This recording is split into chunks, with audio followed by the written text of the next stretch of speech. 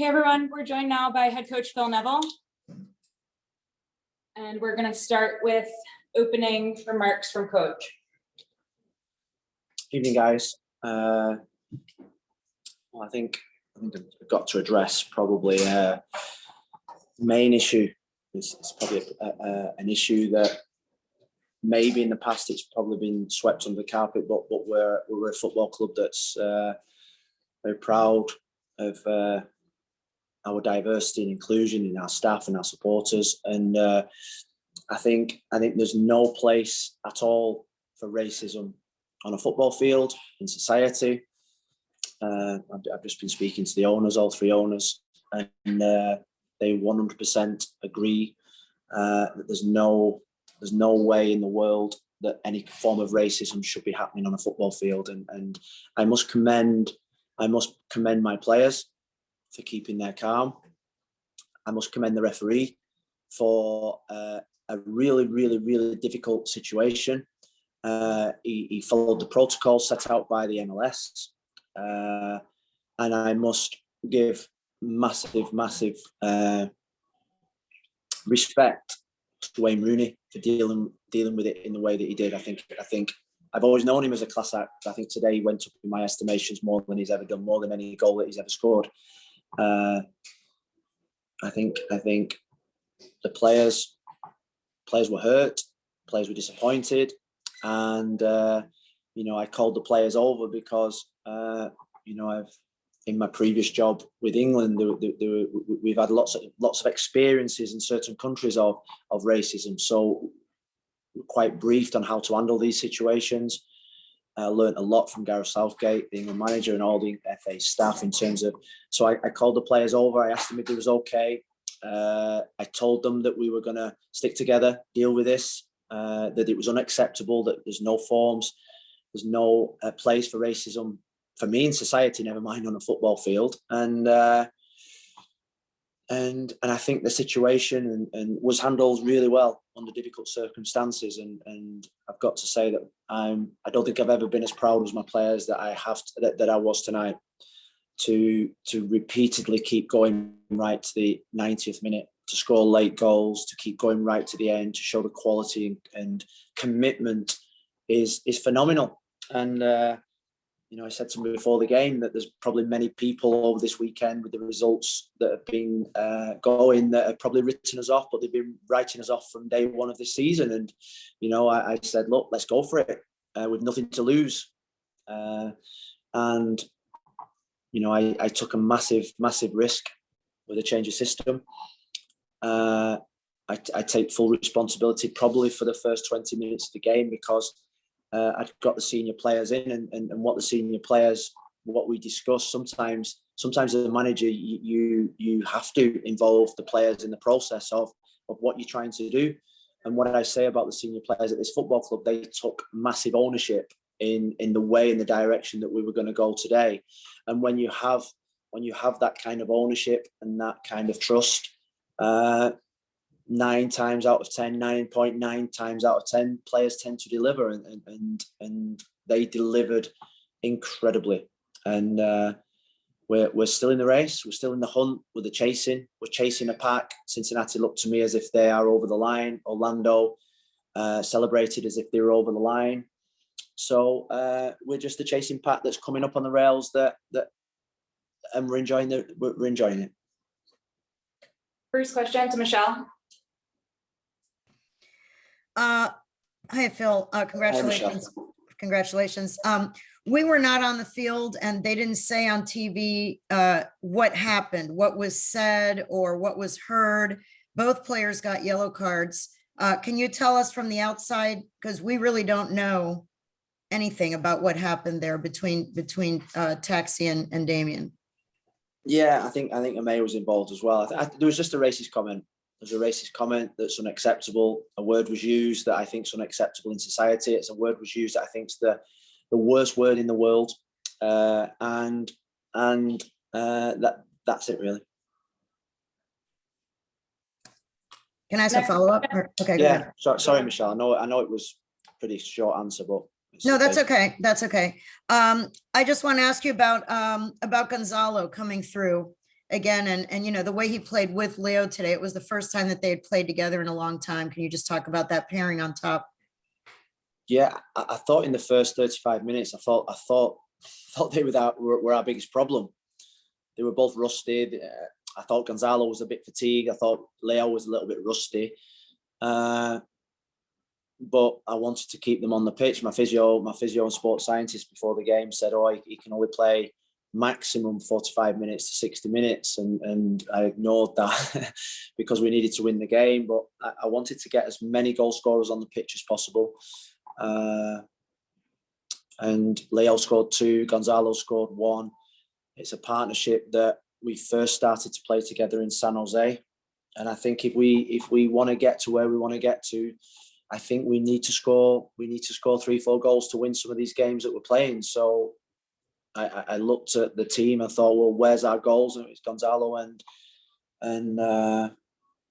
Leo. And you know, you think about at 70 minutes, I should have probably took Gonzalo off, but I had to keep goals on the pitch. And you know, I feel for our wingers at this moment in time because they're having to sacrifice. But I think everyone knows what Leo is about, and I'd say that I don't think there's a better striker in the MLS at this moment in time than Gonzalo Higuain. So, and he's had to take a hell of a lot of criticism, but he's leading this group to where we want to get to. Next question, Mike DiPasquale. Thank you. Congratulations, Phil, on the win today and just the way it came. Yeah, I want to follow up on Gonzalo if I can. I know you've always said the boys will lean on each other, but the way Gonzalo has played, 11 of his 13 goals in the past 14 games, do you feel that they're going to lean on him to carry the boys and carry this team into the playoffs? Well, I think what I've learned in this league is that I feel as if that's what DPs do. I think DPs take you to the playoffs. DPs take you to success. And I think if you look back at last year, I think one of my consistent messages, language after game is that, you know, we used to have teams score against us and it was always DP scoring against us. So I feel as if DPs are the biggest difference in this league. So he's the difference for us. You know, we've got somebody now that's consistently scoring goals, that we rely on to score goals, that's enjoying his football more than he's probably done for the last 3, 4, 5 years.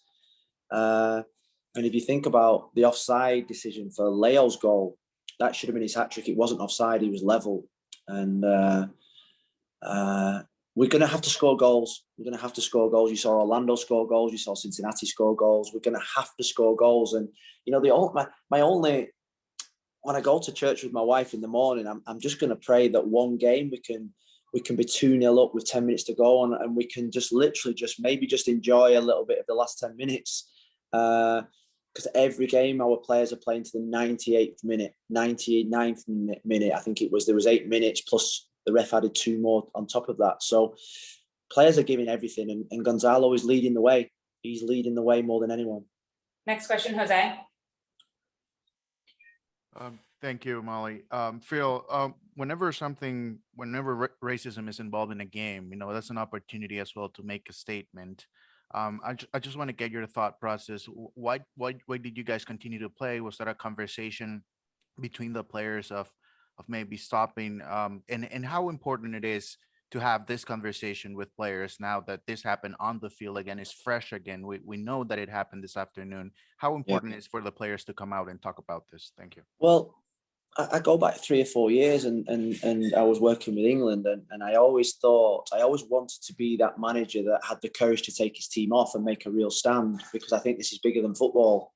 You know, I would give up the result to make a stand, and when it happened, it was a big moment, and that's why I called the players over, because my first thought was to bring the players off the field, and to really make a big stand. And then I spoke to the referee. The referee was in a really difficult situation, but handled it incredibly well.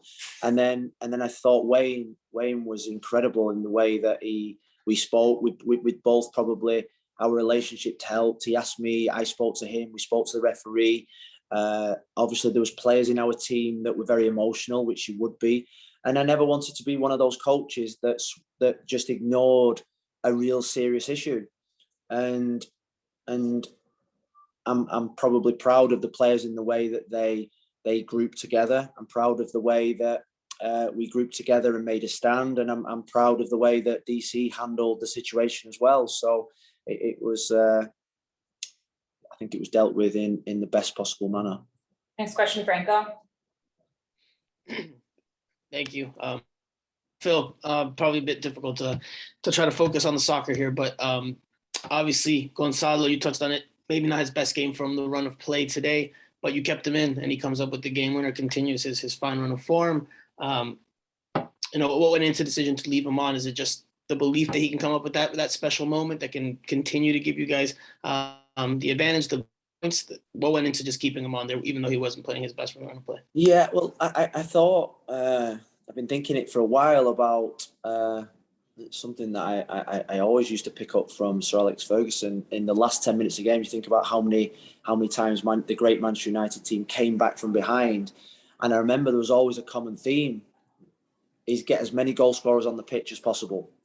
And that, you think back to the 99 Champions League final, I think we had 4 centre forwards on the pitch. We had a centre forward playing at centre midfield. It was get as many goals on the pitch as you possibly could. So yes, we could have took Gonzalo and Leo off, but if you take them off, you're probably taking 20 goals out of the team. So I had to keep our main striker on. I had to keep one of them on at least. And he was running on empty. It was his third game in the week, and it wasn't his third 90 minutes. It was his third 96, 98 and 100 minutes. And if you'd have said to me probably 12 months ago that Gonzalo would score the winning goal in the 100th minute of a third game in the week, I'd have said no way. But the guy is world class. The guy is world class, and he's, throughout the time that I've managed him, the one thing I would say more than anything is that he's a really good person.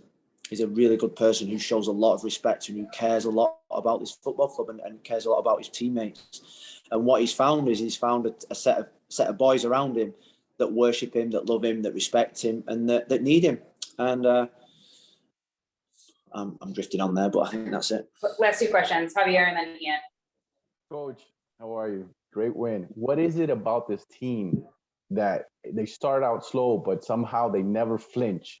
They stay in the game. They find a way to do it. It's been done over and over throughout the season, and that's not normal. What is it? What's so special about this team? The spirit, the culture the values and the culture that we've built. I think if you get out of bed in the morning and love going to work, and something Chris Henderson said to me on the plane yesterday, I asked him, "Oh, how are you doing?" He said, "Every time I wake up in the morning, I love going to work." And we've got a whole facility that love coming to work with these players. And the players, honestly, I'm in meetings at 2:30 and I hear them shouting and screaming in the cafeteria, playing table tennis, doing crosswords, having laughs and jokes. They're on the basketball court. We cannot get them out the building, and that is an incredible sign. And I trust them more. I trust them more than anything, because you can say quality gets you so far, but that spirit and togetherness gets you even further. And we have a special group who've got a special feeling, who know where they want to go, who enjoy being written off, who enjoy being told that they're not good enough, who enjoy being told that they're only first round draft picks and that their other team's better, and that we've got no DPs, and there's all the sign. I think they enjoy being that siege mentality, and they've built a brotherhood within the team, and it makes managing them, coaching them, so good. And when you leave players out of the team, I left 3 brilliant players out of the team today: Lassiter, Taylor, and Saylor. And they're you almost don't have to speak to them. They say, "No worries, we'll support the team," and that's a great sign. So I'm proud. Last one, Ian. Thank you, Molly. Hey, Phil. Kind of building off of that, this is another one of those games. You had it with the run maybe like a month ago, where if you just look at the box score by sheer numbers, total shots, possession, you'd say, oh, you were on the back foot, but the quality of the chances were so much higher. Those advanced analytics look a little better. So from that standpoint, how, from a philosophy idea, do you deal with that bend, don't break mentality? And how would that make you a really tough out come the playoffs? Well, I think what you've seen probably over the last 3 months, particularly since Pozuelo has come, is that the quality of the chances that we're creating are clear cut. You think about the last chance in the last 5-7 minutes, that we're getting 1v1s. It's not just shots from outside the box. We scored from a set play today, Franco, which was that's been coming. But since Pozuelo's come, we're just creating better chances. We're getting into areas to give us 1v1s. Keeper's made a few good saves today. So it's just getting more quality on the pitch. And the more quality that you get on the pitch, the better players improve, the quality of chances improve, the possession improves. And that's what you're seeing. We look a goal threat. We've gone from being a transition team to now creating a few chances. And that's how the team's evolved throughout the season. If you look at the first 10 to 15 games, we were very much counter-attack, 4-5-1, hard to beat, low block, sometimes playing 5-4-1 at times, and we were just attacking through our wide players. Now I think we're evolving and it's part of the evolution of the team. Guys, I've spoke too much. Thank you.